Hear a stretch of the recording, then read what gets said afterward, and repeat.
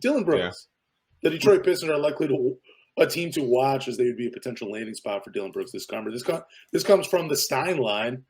I don't have a problem with you running your mouth. I really don't. I thought it's the way he did it. Like I don't have a problem with a guy talking trash.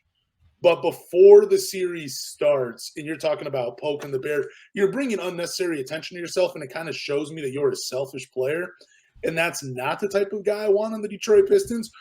But I love the hard-nosed defense, the grittiness, the guy that's willing to dive on the ball, to dive on the ground. He's willing to do the little things to help the team. Like, at least I felt like that's what Dillon Brooks' calling card was in the NBA. That type of play. But his shot has fallen. I think he wants a larger role with the Memphis. He wanted with the Memphis Grizzlies. And I'm sure he's going to want it with the next team that he goes to, whether it's the Detroit Pistons, some other NBA team, or over in China, like the rumors have already started. But yeah, Dillon Brooks, man, I would have to pass. And it has nothing to do with what he said to LeBron James. It's just that I think this dude has really started to fall off.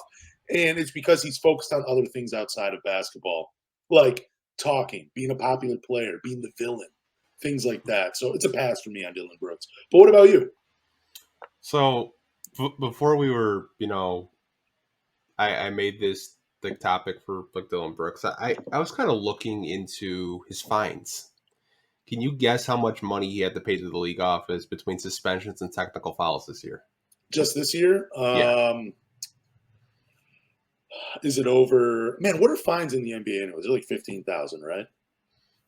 I think they're anywhere between 15 and 20,000. Yeah. Okay, 15 and 20. Is it over 50,000? Oh yeah. Oh, really? Mm-hmm. Is it over 100,000? Just give me that. Yeah. Oh wow. Okay. Damn. I'm gonna say. I'll say 140,000. $550,000. Dude, no way. What was he doing all year? Between the technical fouls are $2,000 to $3,000 a pop, and then the more technicals you get, the more they go. Like, I was like, dude, because I think Cade had $18,000 worth of fines this year between technicals. Cade, I was like, yeah, he had 18,000 in 12 games. Yeah.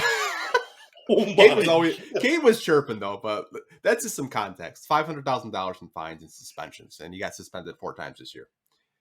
I think Dillon Brooks is a good defender, but I think offensively, when you look at the numbers, he's atrocious. He's one of the worst basketball players offensively in the NBA. Now, would I welcome him to Detroit? Yes, but on a reasonable deal.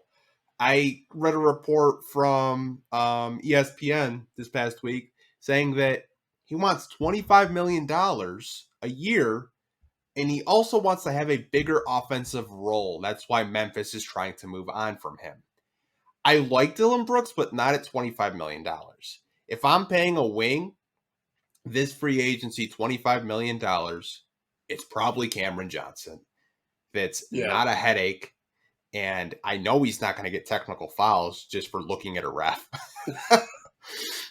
I like Dillon Brooks, man. Like, I don't mind him talking. I don't mind him being the villain. It's entertaining. Like, for me, I think it's entertaining to watch someone try to be a LeBron stopper. Yeah. Because we've had so many. I mean, Stanley Johnson was talking shit about LeBron. Yeah, dude. I remember that whole Players Tribune article, "My Bread and Butter," I think is what it was titled, by Stanley Johnson. Which, I mean, dude, I started using bread and butter because of that. But it was so corny, man. But dude, Dillon Brooks, he averaged 18 points per game last year in 32 games, but he shot 31% from 3. Yeah, I wouldn't even welcome him. Like, I would welcome 99% of the players that come to Detroit, like, with open arms, even if I didn't like you. But Dillon Brooks, I'd be like, dude, what are we doing? I don't want this guy on my team. I don't want to root for this dude. Like, Patrick Beverley is the only guy, like, and I don't even say knucklehead isn't, like, a bad thing, but, like, just dudes that, like, I would hate to play against or, like, honestly defending being on my team because of the way they talk. But Patrick Beverley's, like, the cutoff for me. Because he plays hard. You know what I'm saying? He's going to go out there. He's going to be better than Dillon Brooks, even at his age. But Dillon Brooks, I would not welcome because he's all about himself. I just hate it, and he's not good enough to be all about himself, dude. 31%, 33%, 34%, that's all right. But It's a drop-off after his third year, starting in his third year. I don't know, man. I hope this rumor is not true. And I don't know. Does he even seem like a Troy Weaver guy to you? I don't even know what a Troy Weaver guy is anymore, personally. Yeah. I don't know either. I think he fits the Detroit Pistons, like, defensive mentality. I think he fits that bill. Like I said, a reasonable price for him. I'm not giving you $25 million. I think my cutoff would be like 5 to 10, just because of the antics. Like, if you're taking yourself out of games and you're not helping the team, and like, to your point, it's a distraction. Yeah. But like I said, if there's a wing in free agency, even though he's restricted, like I've said, I'd go after Cam Johnson. And I don't really know if he'd leave Brooklyn for Detroit, but I mean, hey, money talks. If I'm going to give $25 million to a wing, it's probably him. It's just because, like, he's a 3-and-D wing. He actually can shoot. He actually contributes. There's no off the court bullshit. There's no, pregame dances, saying we're good in the West. Like, there's no antics with him. But, like, I think Dillon Brooks is a good defender. I think offensively, that's where you kind of have that conversation saying, hey, man, we're trying to get better offensively, not worse. But like I said, I think there's a price point for him where it's reasonable and you're like, okay, like that makes sense. But like anything but over 10 million, I think, is an overpay.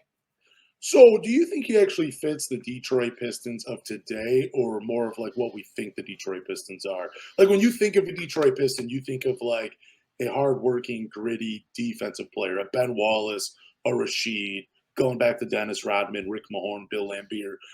But do you think Dillon Brooks actually fits today's Detroit Pistons team, or just more of like what we think about a Detroit Piston? I don't know. That's kind of hard to answer because, like, over the past 10 years, I couldn't really tell you what a Detroit Piston is. Oh, dude. I mean, yeah, same. Like, but I mean, if you're talking about like some of the greatest teams ever assembled, like, obviously they're good defenders. He's a good defender, but like I said, offensively, it's not there. It's just like, someone called him an overpriced Stanley Johnson. I didn't even know Stanley Johnson could be overpriced. No, they're saying like he would be an overpriced Stanley Johnson, the guy that can't shoot but he can defend. Yeah, it would be a pass for me. I would not welcome him. Like I said, it's just, I don't know. It's not even like I said already. It's not even the talking. It's Dillon Brooks. He does it to himself. There's just something about him where I'm like, I just don't want to root for this guy.